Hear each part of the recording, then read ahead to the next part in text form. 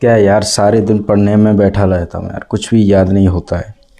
क्या पढूं, कहाँ से पढूं, कुछ समझ ही नहीं आ रहा, किसकी तैयारी करूं। ग्रेजुएशन भी हो गई और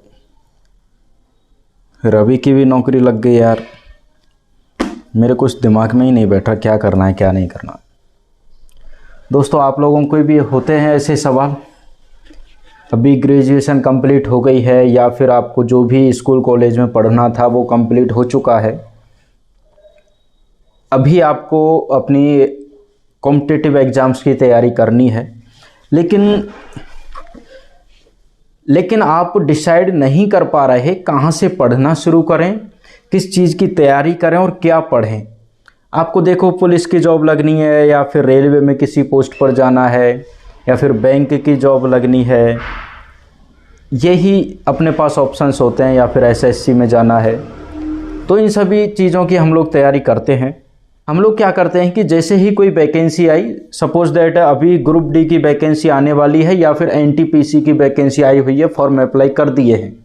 और तो अभी हम क्या करेंगे कि अभी स्कूल कॉलेज से आए हैं, फ्रेशर हैं बिल्कुल कॉम्पिटिटिव की दुनिया में, और अभी हम एनटीपीसी की कोचिंग शुरू कर लेंगे। सही सलामत तरीके से अगर करते हैं तो लगभग 6 महीने में ख़त्म होगी, 5 से 6 महीने में तो कोचिंग ख़त्म होगी और तुरंत फिर आपका एग्ज़ाम है। इतना ही समय बचा, अब तो बचा भी नहीं है इतना समय। तो कोचिंग वाले भी क्या है, एग्ज़ाम पीरियड है, इसमें ना बहुत फास्ट सिलेबस को कवर करते हैं और एग्ज़ाम होने तक कवर कर देते हैं, जैसे तैसे 6-6, 8-8, 10-10 घंटे की क्लासें ले करके। और फिर हम एग्ज़ाम देते हैं, हमें जो कुछ जितना कुछ समझ आता है उतना पेपर करके आ जाते हैं और सिलेक्शन नहीं होता है। फिर हम लोग क्या बोलते हैं, क्योंकि हमारा 1 साल निकल गया और 2-3 साल में 4 साल में वैकेंसी आती है, हमारा एक पहला प्रयास था, निकल गया, नहीं हुआ सिलेक्शन, और जब अगली भर्ती आएगी उस समय भी हम यही काम करेंगे। और इसी तरीके से स्टूडेंट्स बहुत से करते हुए आए हैं और आज तक उनका सिलेक्शन नहीं हुआ है। दोस्त, हम जब स्कूल कॉलेज से आए हैं, कोचिंग करने के लिए गए हैं, हम बिल्कुल जीरो हैं कॉम्पिटिटिव की दुनिया में, और हम कोचिंग में जाकर के सीख रहे हैं चीज़ों को, क्वेश्चंस को। हमारे लिए बहुत सी चीज़ें नई हैं, उसमें चैप्टर्स नए हैं। हम सिर्फ कैलकुलेशन जानते हैं, इसके अलावा कुछ नहीं जानते।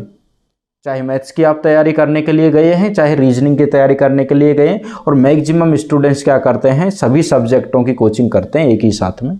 मैं बोला ना कि एनटीपीसी की तैयारी, तो एनटीपीसी की आप लोग कोचिंग करने चले गए, वहाँ से आप लोग सीखे हैं 6 महीने में, केवल सीखे हैं। सीखने का मतलब ये नहीं है कि आपको कोई एग्जाम में बिठा दिया जाए और आप वहाँ से सिलेक्शन ले लें, या फिर बिना किसी की सहायता के आप सारे क्वेश्चन सॉल्व कर दें। सीखने का मतलब आपने गलत समझ के रखा हुआ है। हम लोग क्वेश्चंस को सॉल्व करना सीखें कि कोई क्वेश्चन है उसको सॉल्व कैसे करते हैं, कोचिंग में यह जा करके हम सीखें।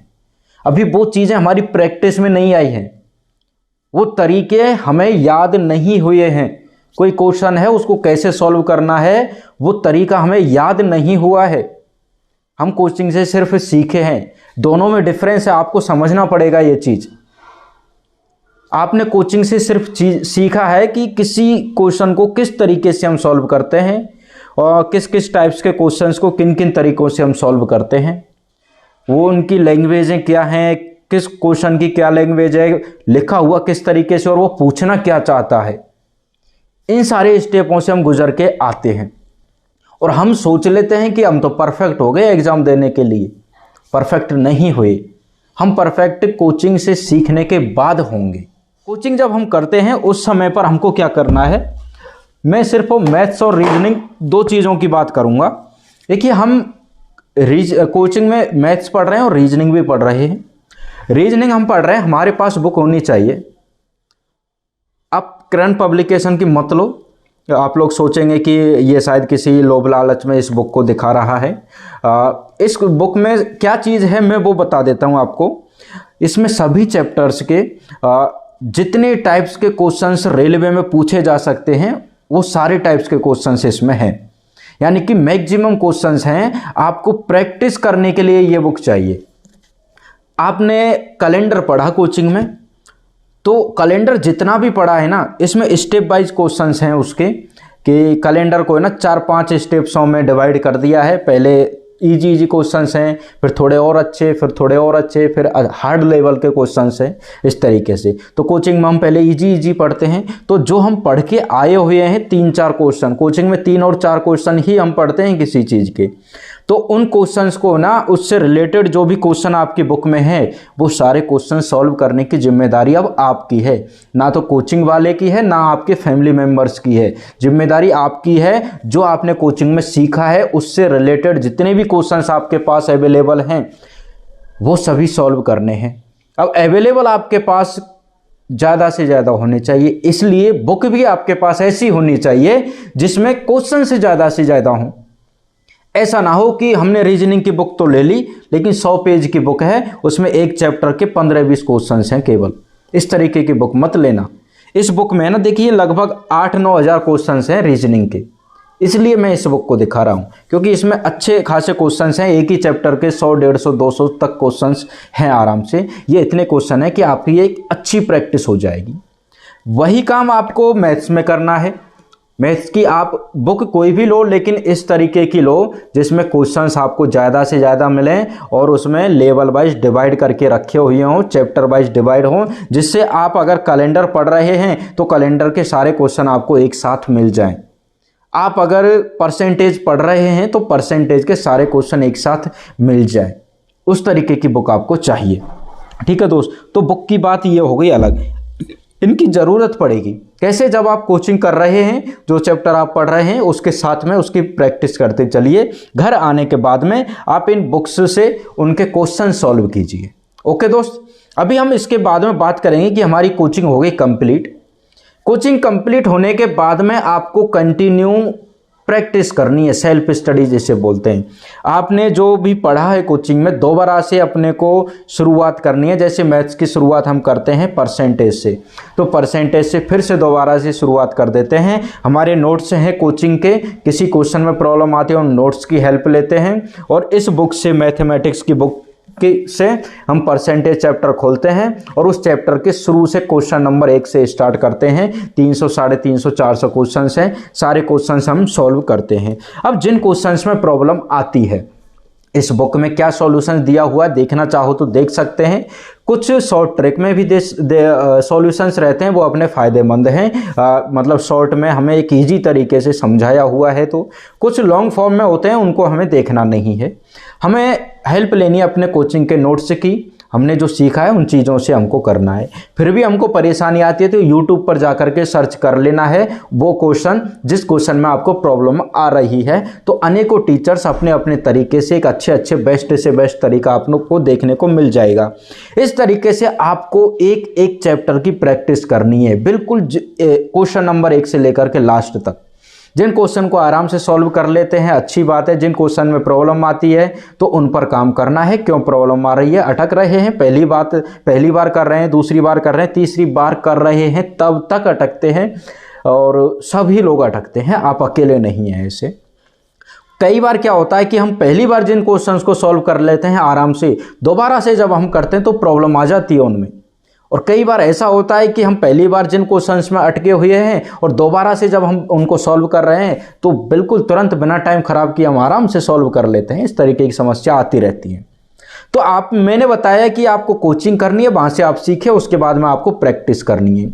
ये प्रैक्टिस ही आपको सिलेक्शन तक पहुँचाएगी। कुछ चीज़ों की ज़रूरत और पड़ेगी अभी से। ठीक है दोस्त, तो आपने सीखा, प्रैक्टिस कर रहे हैं आप, आपने अपनी कोचिंग की और अपनी सब्जेक्ट कंप्लीट कर ली।